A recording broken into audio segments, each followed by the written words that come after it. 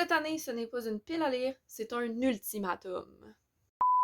Bonjour tout le monde, j'espère que vous allez bien. Donc aujourd'hui, on se retrouve pour ce qui est le petit frère, cousin, bref, le truc qui ressemble un peu à ma pile à lire ultime des 3 dernières années, mais qui n'est pas tout à fait une pile à lire ultime.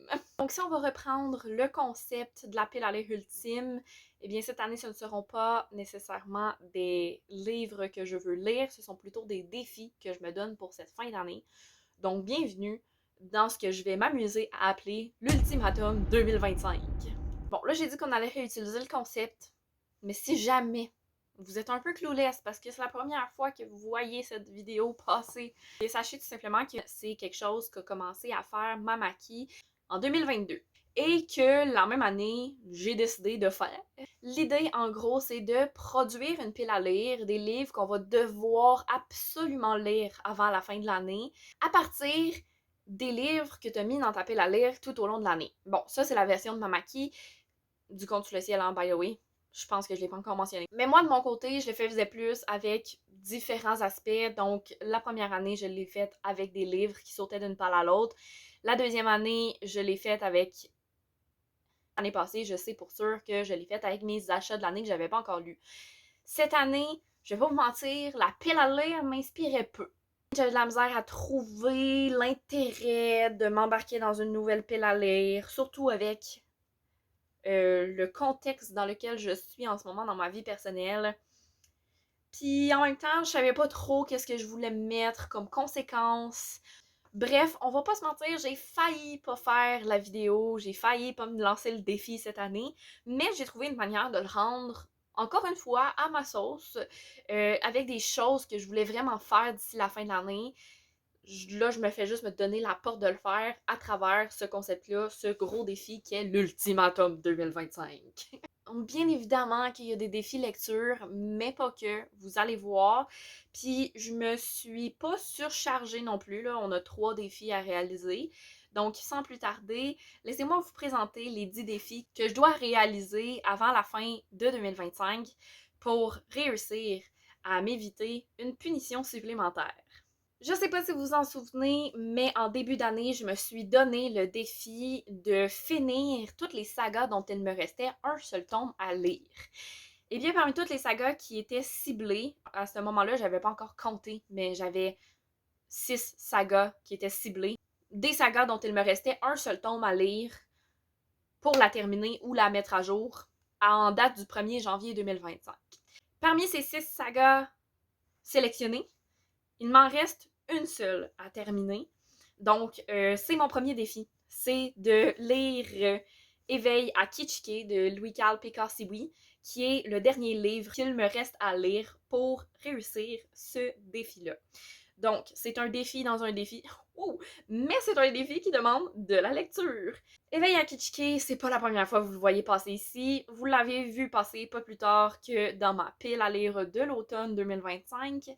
Mais ça me tenait à cœur de la mettre ici parce que, ma foi, c'est un livre qui saute dans ma pile à lire, dans mes piles à lire depuis 2022, 2021 même, je pense. C'est quand qu'il est sorti?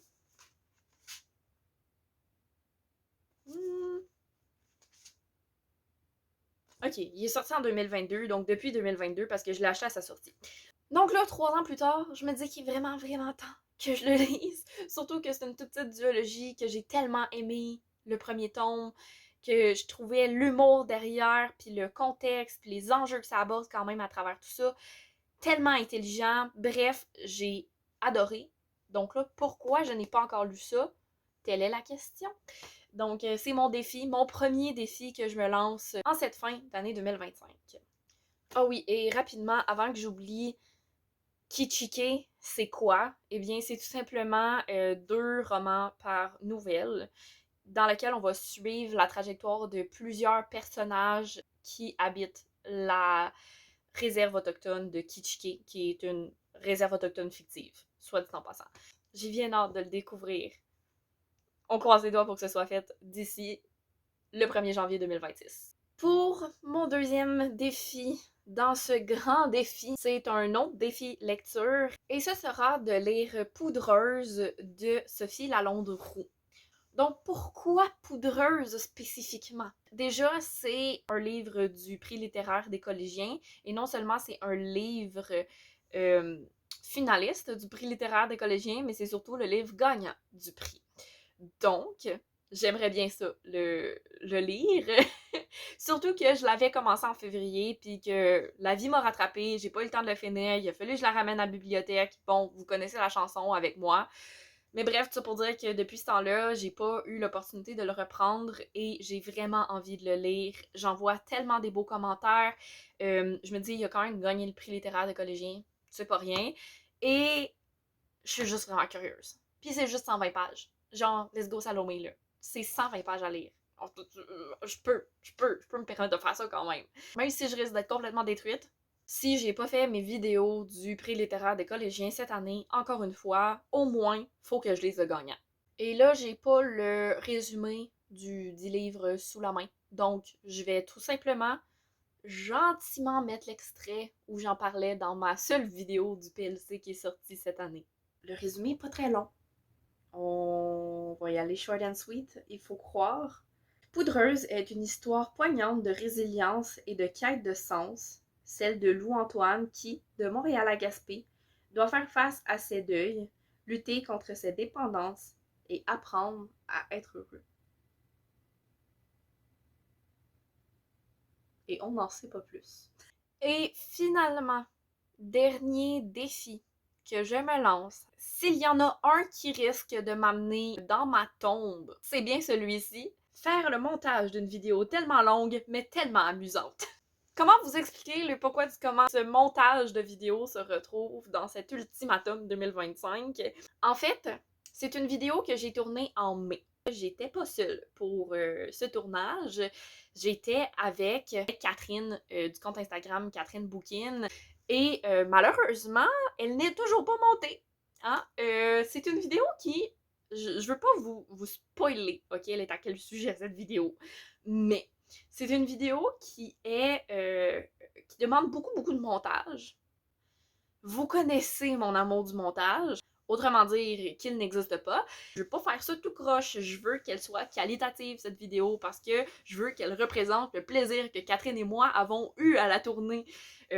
Donc bref, c'est ça pour dire que je me retrouve avec une vidéo qui a 1h15 de rush. Ce qui arrive quasiment pas chez moi, à part quand j'ai des vlogs. Bref, dans une vidéo de base, de base, ça m'arrive pas 1h15 de rush, ok? Ou très rarement. Ou sinon, ça va m'arriver quand j'arrête pas de parler pendant le tournage puis qu'il y a beaucoup de choses que j'arrive à retirer. Mais là, je le sais que c'est une vidéo qui a 1h15 de rush puis qui, honnêtement, aura pas grand-chose qui va pas rester. Mais faut quand même que je fasse quelque chose. Tu sais, faut que je passe au travers des 1h15 puis c'est long, ok? Bref. Si on compte en plus tout le temps que je dois passer à créer mes petites images et mes petites affiches, on en a pour une blindée d'heures. Blindée d'heures que je n'ai pas en banque, ok? J'ai pas le temps de faire ça.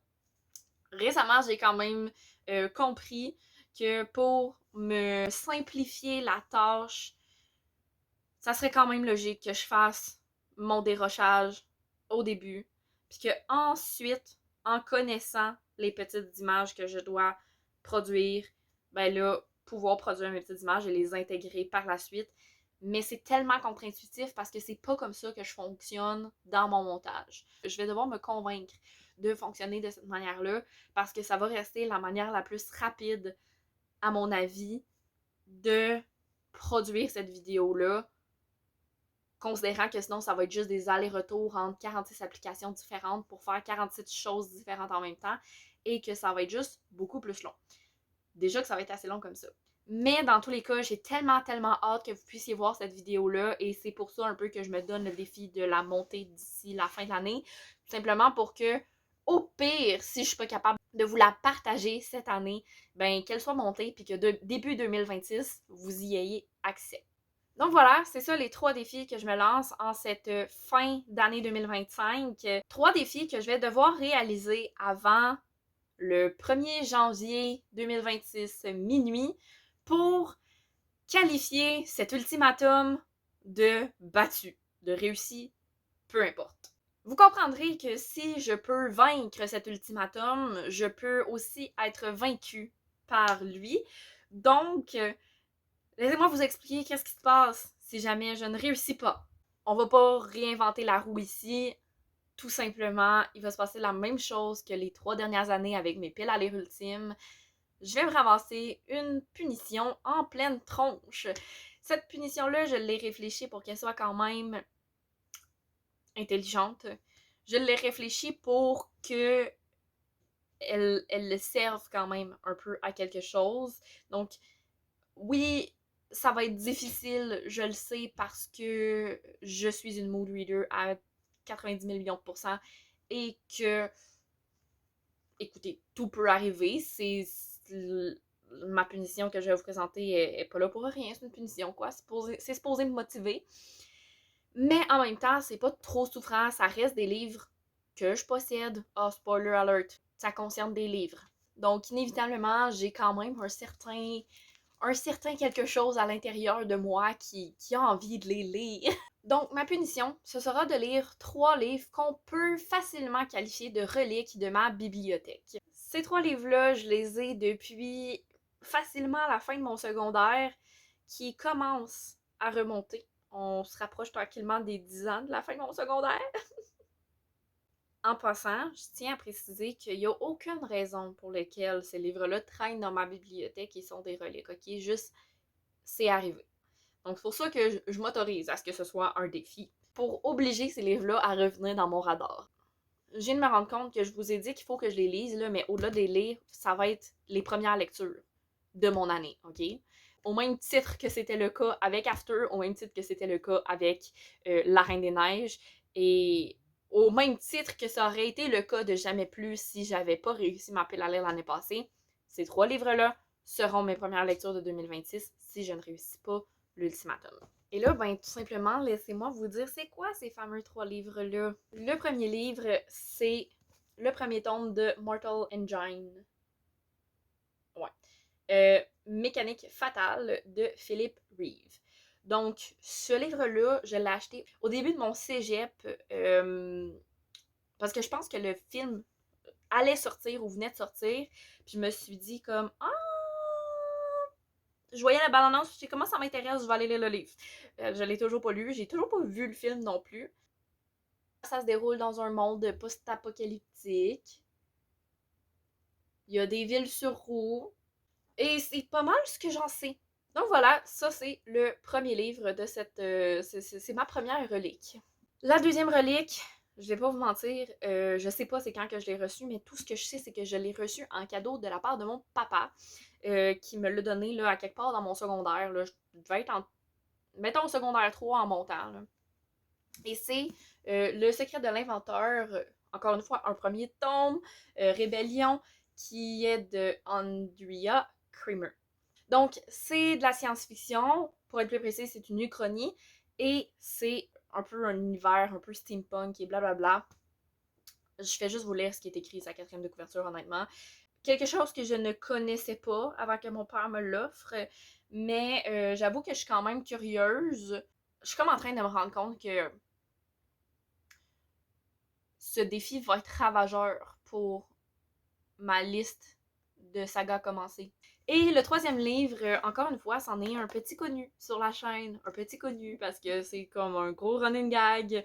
J'ai décidé de l'inclure parce que, écoutez, je l'ai pas lu en septembre, même s'il fait partie de ma pile à lire de l'automne. Je pense que vous commencez à savoir de quoi je parle. Donc, je me dis que dans le cas où je l'ai pas lu d'ici 2026, ben, il va se retrouver dans mon défi. Puis si jamais je le lis d'ici 2026, ben, il va être juste plus dans mon défi, puis on va se concentrer sur les 2 premières reliques. Mais cette 3e relique, c'est Miss Peregrine et les enfants particuliers de Ransom Riggs. C'est une saga, un premier tome, de fiction fantastique historique. Et voilà! Un jour, je vais le lire et ce sera peut-être en 2026, finalement. Puis ben sinon, ça va être en 2025 parce que c'est ça. Livre offert, encore une fois, par mon papa sur la fin de mon secondaire. Donc voilà, ça c'est ma punition. Bien évidemment, si je me retrouve à aller lire ces livres-là parce que je dois faire ma punition, vous allez avoir un vlog, inquiétez-vous pas. Quand je disais qu'on allait le découvrir ensemble, de quoi parlaient les 2 premières reliques, c'est ça que je voulais dire. On va filmer tout ça, on va filmer le processus. Même si j'ai pas à faire la punition, je m'y engage dès aujourd'hui à vous parler de ces livres-là, d'une manière ou d'une autre, en vidéo, sur Instagram, peu importe, pour qu'on sache tous ensemble de quoi parlent ces 3 livres. OK? Finalement. Je sais que peut-être que ces 2-là, là, Miss Peregrine puis Mortal Engine, probablement que certaines personnes vont les avoir lus, mais lui, je pense qu'il est quand même moins connu. Donc bref, c'est pour dire que je vais vous en parler. D'une manière ou d'une autre, que le défi soit fait ou pas, quand ces livres-là vont être lus, je vais vous en parler. Je pense que j'ai fait le tour de tout ce que j'avais à vous dire. Donc j'espère que vous aurez apprécié me suivre dans cette explication de ce nouveau défi de fin d'année. Je vous le dis tout de suite, mais en commentaire, n'hésitez pas à me dire si vous connaissez les livres de ma punition, comment vous vous sentez par rapport à ces livres-là, si vous connaissez les livres que je dois lire, comment vous vous sentez par rapport à ces livres-là, si vous avez hâte de voir la vidéo que j'ai fait avec Catherine. Bref, n'hésitez pas à me dire tout ça en commentaire. N'hésitez pas non plus à m'encourager, dans le fond, pour que je réussisse mon défi. J'apprécierais vraiment beaucoup tout votre amour et tout votre soutien dans cet ultimatum. Voilà. Maintenant que ceci est dit, si vous avez apprécié la vidéo, n'hésitez pas à la liker, comme toujours, en commentaire. Je vous ai déjà donné plein de pistes de choses à me dire, mais si vous voulez me montrer tout simplement que vous êtes arrivé jusqu'ici dans la vidéo, vous pouvez me mettre une petite coupe. Mais la petite coupe genre de victoire, là, pas une coupe de vin. Quand même. Et n'hésitez pas à vous abonner à la chaîne pour être sûr de rien manquer et pour m'encourager. Donc sur ce, je vous souhaite une excellente journée et je vous dis à la prochaine. Bye bye!